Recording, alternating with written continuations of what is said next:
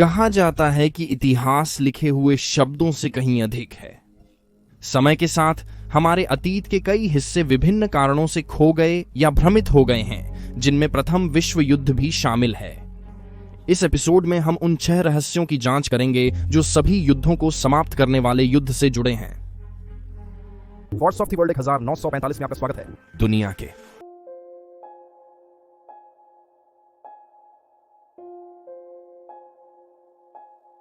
युद्ध अत्याचारों की कहानियों से भरे होते हैं, जिन्हें अक्सर केवल शत्रु द्वारा किए गए के रूप में दिखाया जाता है।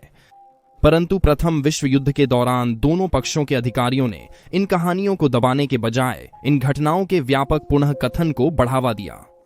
उनका विचार था कि इससे दुश्मन के प्रति गुस्सा बढ़ेगा और सैनिकों को युद्ध में पीछे न हटने के लिए प्रोत्साहित करेगा, चाहे कहानियां 100% सच हों या नहीं। इतिहासकारों को युद्ध के दौरान सैनिकों के आचरण के बारे में कुछ कहानियों से उत्तर की तुलना में अधिक सवाल उठते हैं, हालांकि युद्ध के बाद इसका कोई महत्व नहीं रहता। अप्रैल 1915 में यप्रेस की लड़ाई के दौरान रिपोर्टें फैलने लगीं कि एक कनाडाई सैनिक को जर्मन सैनिकों ने पकड़ लिया था और उसे एक भयानक मौत का सामना करना पड़ा। दुर्भाग्यपूर्ण व्यक्ति को एक खलिहान की दीवार से बायोनेट्स के साथ पिन कर दिया गया था, जो उसके हाथों से होकर गुजर रही थीं। उसे प्रभावी रूप से क्रूज पर चढ़ा दिया गया था, इससे पहले कि उसके यातनादाताओं ने उसका गला काट दिया। अंत में उसके शरीर को गोलियों से भून दिया गया। यह अत्याचार कथित तौर पर अन्य पकड़े गए कनाडाई सैनिकों को बायोनेट से मारने के साथ किया गया था, क्योंकि जर्मनों को पीछे हटने के लिए मजबूर किया गया था। इस घटना की रिपोर्टिंग से मित्र राष्ट्रों में आक्रोश फैला और इसे ब्रिटिश हाउस ऑफ कॉमन्स में कई बार उठाया गया। जांच के दौरान गवाहों ने शपथ ली कि उन्होंने क्रूज पर चढ़ाए गए व्यक्ति को देखा था। अब इनमें से कुछ को बाद में जानबूझकर या अनजाने में गलत साबित किया गया, लेकिन कुछ सैनिकों ने लगातार शपथ ली कि उन्होंने क्रूज पर चढ़ाए गए कनाडाई को देखा था। हालांकि घटना का कोई आधिकारिक दस्तावेज या तस्वीरें मौजूद नहीं हैं। इससे यह अटकलें लगाई गई हैं कि यह कहानी सहयोगी प्रचार से अधिक कुछ नहीं है या बस एक अफवाह है जो अपने आप में जीवित हो गई। परंतु जरह सिर्फ प्रचार कथा थी, तो इसकी शुरुआत कैसे हुई और सैनिक इस घटना को देखने की गवाही क्यों देंगे? यह भयानक लग सकता है, लेकिन युद्ध इन प्रकार की कहानियों से भरा हुआ है। अगर यह हुआ था तो हमें यह सोचना होगा कि वह दुर्भाग्यपूर्ण सैनिक कौन था और उसके कैदियों ने क्यों सोचा कि वह इतनी भयानक मौत का हकदार था।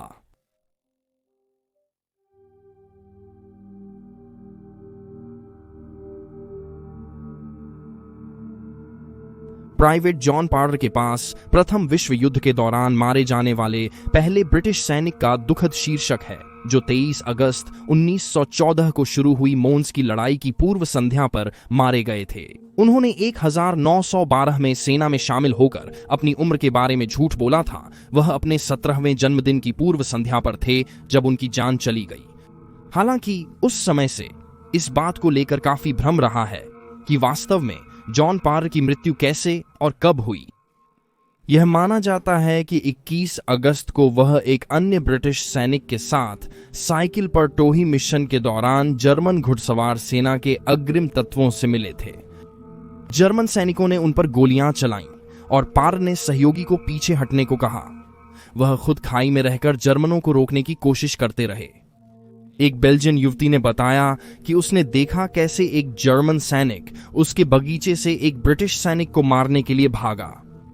युद्ध के बाद के शोध ने उनकी मृत्यु के इस संस्करण पर संदेह जताया, क्योंकि गोलीबारी के समय उस क्षेत्र के पास जर्मन सैनिकों का कोई रिकॉर्ड नहीं है।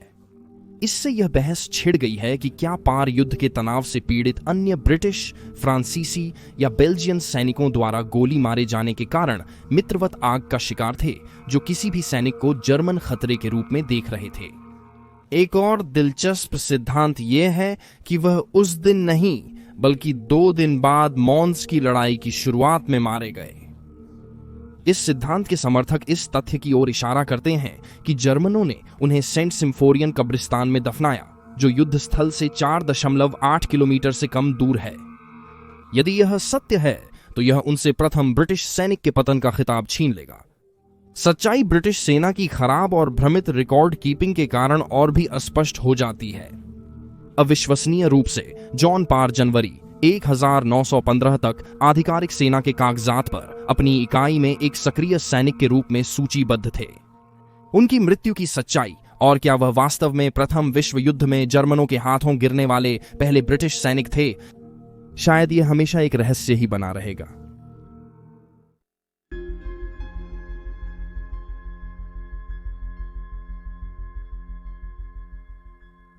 9 अक्टूबर 1917 को 520 घंटे पर ऑस्ट्रेलियाई प्रथम डिवीजन के 10वें बटालियन के 7 अधिकारी और 78 सैनिक पॉल कैपेल की लड़ाई के दौरान एक तीव्र तोपखाने की बमबारी के बाद सेल्टिक वुड में जर्मन बलों पर आगे बढ़े।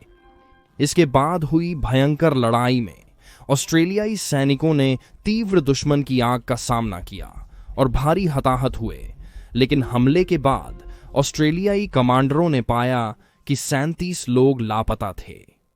युद्ध की गर्मी में यह असामान्य नहीं है, लेकिन असामान्य यह है कि उन लोगों को कभी नहीं पाया गया, न मृत और न ही जीवित। गायब होने के कई सिद्धांत प्रस्तुत किए गए हैं, लेकिन कोई भी पूरी तरह सिद्ध नहीं हुआ है।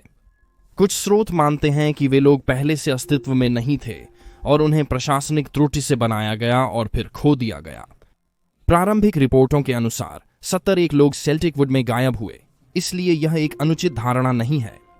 एक और अधिक भयानक सुझाव, जर्मन सेना ने उन्हें पकड़ा, नरसंहार किया और सामूहिक कब्र में दफना दिया। इस सिद्धांत के समर्थक इस तथ्य की ओर इशारा करते हैं कि जर्मनों के पास हमले का कोई रिकॉर्ड नहीं है, जिससे कुछ को अपराध छिपाने का संदेह है। 2008 में शोधकर्ताओं क्रिस हेंच और रॉबर्ट कर्नी ने गायब होने की घटना को समझाने के लिए एक सिद्धांत दिया, जिसमें तर्क दिया गया कि क्षेत्र ब्रिटिश और जर्मन तोपों के गोलों से बार बार प्रभावित हुआ था। क्षेत्र पर हुई तबाही को देखते हुए उन 37 लोगों को गोलाबारी में फंसाया जा सकता था और उनके शरीर इतने बुरी तरह नष्ट हो गए होंगे कि उनका कोई निशान नहीं बचा। सच्चाई चाहे जो भी हो, उन 37 लापता लोगों का रहस्य जारी है, अटकलों को उकसाता है।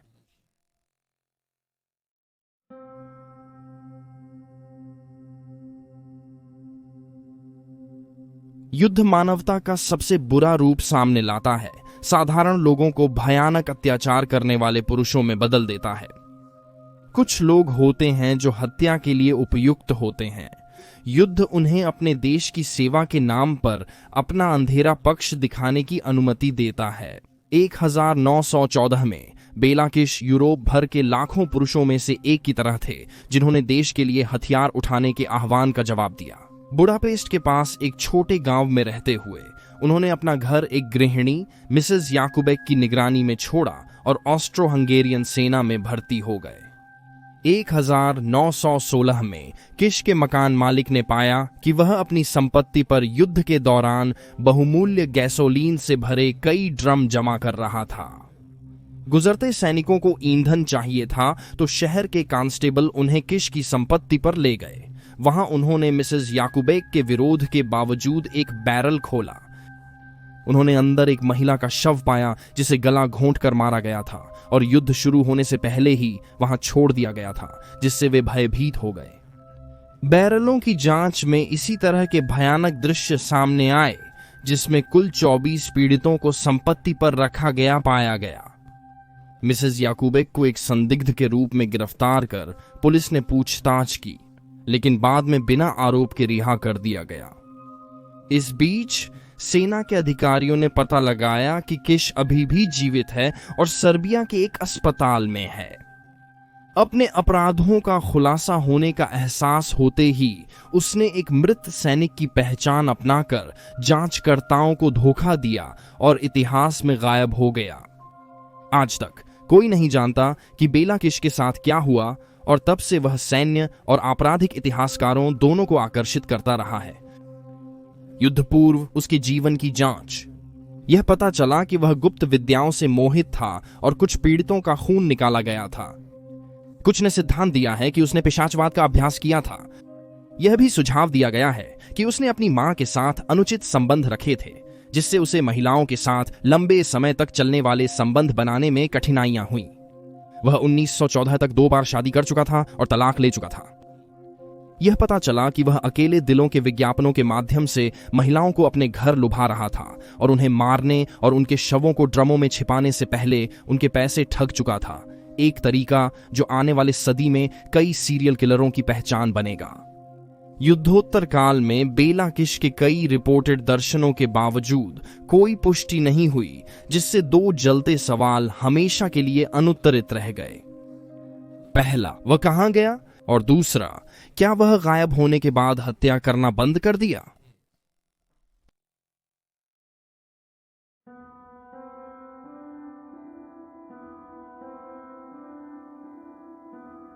भयानक यू बोट को मित्र देशों के व्यापारी बेड़ों पर छोड़ने के साथ प्रथम विश्व युद्ध ने समुद्र में जहाजों पर अभूतपूर्व विनाश देखा।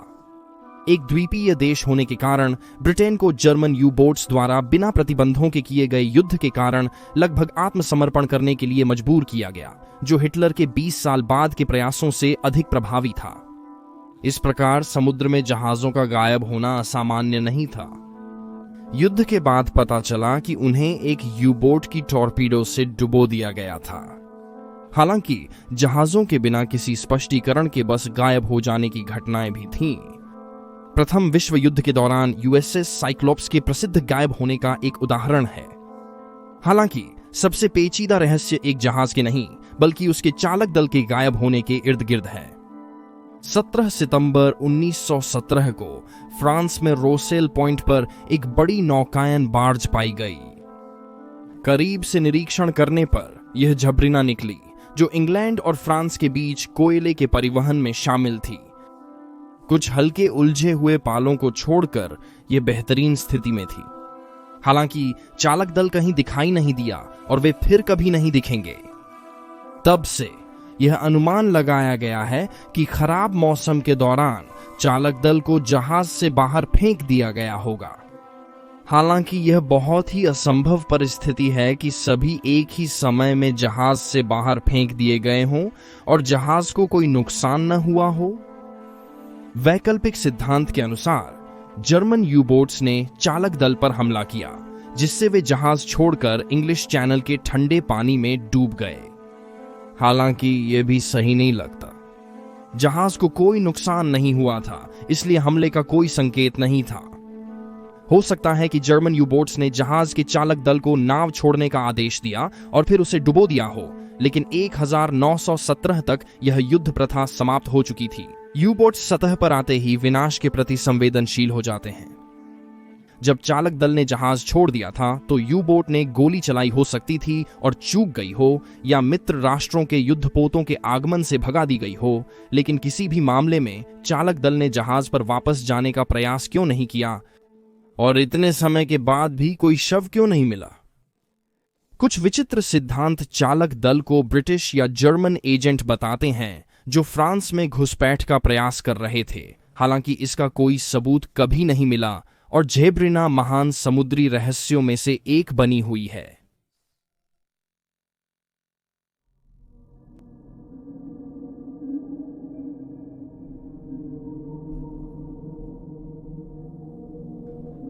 नवंबर 1918 को युद्ध के अंत के साथ ही पूरे यूरोप में बंदूकें शांत हो गईं, लेकिन इसका मतलब यह नहीं था कि हर सैनिक तुरंत घर चला गया। शुरुआत में कई सैनिकों को दुश्मनी के फिर से शुरू होने की स्थिति में और फिर जर्मन बलों की वापसी और निरस्त्रीकरण की निगरानी के लिए मोर्चे के पास रखा गया। ब्रिटिश साम्राज्य के सैनिकों के लिए यह एक संक्रमण काल था, जहां कई को घर जाने के लिए सैनिक जहाजों की प्रतीक्षा करते हुए शिविरों में रहना पड़ता था। इन अस्थायी शिविरों में से एक उत्तरी वेल्स में किन्नेल पार्क था, जहां 17,000 कनाडाई सैनिकों को रखा गया था जो घर लौटने की प्रतीक्षा कर रहे थे। जीत की खुशी और घर लौटने के टिकट के वादे के बाद गीले, कीचड़ भरे और खराब सुसज्जित शिविर में पहुंचना कनाडाई सैनिकों के मनोबल पर एक बड़ा आघात था। शिविर की स्थिति बिगड़ी क्योंकि उसका संचालन ब्रिटिश अधिकारी कर रहे थे, जिन्हें कनाडाई अपनी पीड़ा समझने में असमर्थ पाते थे। पुरुषों के फर्श पर सोने, उनके बीच इन्फ्लुएंजा के तेजी से फैलने, ब्रिटिश अधिकारियों द्वारा उन्हें बेस के बाहर कार्य करने के लिए मजबूर करने, और इस शंका के कारण कि उन्हें जानबूझकर ब्रिटेन में रखा जा रहा था, क्योंकि अधिकारियों को लिवरपूल जैसे शहरों में कम्युनिस्ट विद्रोह का भय था, कनाडाइयों ने अपनी बात रखने के लिए हड़ताल समितियां गठित की। शुरुआत में विद्रोह में भाग लेने में हिचकिचाहट थी, परंतु जब पता चला कि उन्हें घर ले जाने वाले जहाजों को अमेरिकी सैनिकों को ले जाने के लिए पुनः नियुक्त किया गया तो पुरुषों का गुस्सा भड़क उठा। 4 मार्च 1919 को शिविर में एक दंगा भड़का जिसे प्रभारी अधिकारी नियंत्रित नहीं कर सके। 2 दिनों के दौरान हुए दंगों और लूटपाट में सैनिकों ने अधिकारियों और सार्जेंटों के मेस में घुसपैठ कर पास की दुकानों से भोजन, शराब और तंबाकू लूट लिया। दंगाइयों ने कहा कि दुकानों को उन दुकानदारों से बदला लेने के लिए निशाना बनाया गया था जिन्होंने उनसे अधिक कीमतें वसूली और जो उनके विचार से मुनाफाखोरी के दोषी थे। एक ट्रक चालक जो दुर्भाग्यवश दंगे के शुरू होने पर ही बेस में प्रवेश कर रहा था को पता चला कि उसकी बियर की बैरल्स गेट से गुजरते समय चोरी हो गई थी। अधिकारियों ने पुरुषों को समझदारी दिखाने को कहा और जल्द घर भेजने का वादा किया, लेकिन गुस्साई भीड़ ने हमला कर दिया और एक कनाडाई मेजर को मार डाला जिसने युद्ध में वीरता के लिए विक्टोरिया क्रॉस जीता था। आसपास के समुदायों को डर था कि दंगाई उन पर हमला कर सकते हैं, अतः व्यवस्था बहाल करने हेतु घुड़सवार सेना बुलाई गई। 48 घंटे बाद किनमेल पार्क विद्रोह समाप्त हो गया और 24 पुरुषों को, जिन्हें मुख्य साजिशकर्ता के रूप में पहचाना गया था, गिरफ्तार किया गया और उन्हें 10 साल तक की सजा सुनाई गई। इस घटना में 5 पुरुष मारे गए, जिनमें एक मेजर भी था, परंतु अन्य पुरुषों की मौत कैसे हुई यह तब से विवाद का विषय रहा है। वे संभवतः दंगे के दौरान मची अफरा तफरी में फंस गए थे, क्योंकि दंगाइयों और गार्डों के बीच गोलीबारी हुई थी, लेकिन कुछ पुरुषों को संगीनों और शारीरिक हिंसा से चोटें लगी पाई गईं। इससे यह अटकलें लगाई जा रही हैं कि दंगों ने कुछ पुरुषों को पुराने हिसाब चुकता करने का मौका दिया और उनकी मौतों की कोई गहन जांच नहीं की गई। इसके बजाय अधिकारी पूरे मामले को जितनी जल्दी हो सके दबाना चाहते थे। सच्चाई शायद कभी सामने नहीं आएगी। दंगों में शामिल कुछ लोगों ने दावा किया कि आधिकारिक मौत का आंकड़ा झूठा था और हिंसा में अधिक लोग मारे गए थे। एक स्थानीय समाचार पत्र ने लिखा कि दंगों में 12 लोग मारे गए, लेकिन यह अज्ञात है कि उन्होंने यह संख्या कहां से ली। किंडल पार्क की सच्चाई जो भी हो, यह कहानी महान युद्ध के परिणामों की एक दुखद कथा बनी हुई है और यह एक मार्मिक याद दिलाती है कि युद्ध का कष्ट कभी भी युद्ध के साथ समाप्त नहीं होता। प्रथम विश्व युद्ध के आपके पास 6 रहस्य हैं। हालांकि इन कहानियों की पूरी सच्चाई शायद कभी पता न चले, फिर भी वे प्रथम विश्व युद्ध की ऐतिहासिक विपत्ति के बारे में अपने अपने तरीके से हमें और बताती हैं। अपनी प्रतिक्रिया टिप्पणी में छोड़ें, वीडियो को लाइक करें और चैनल को सपोर्ट करने के लिए सब्सक्राइब करें। देखने के लिए शुक्रिया। अगली बार मिलते हैं।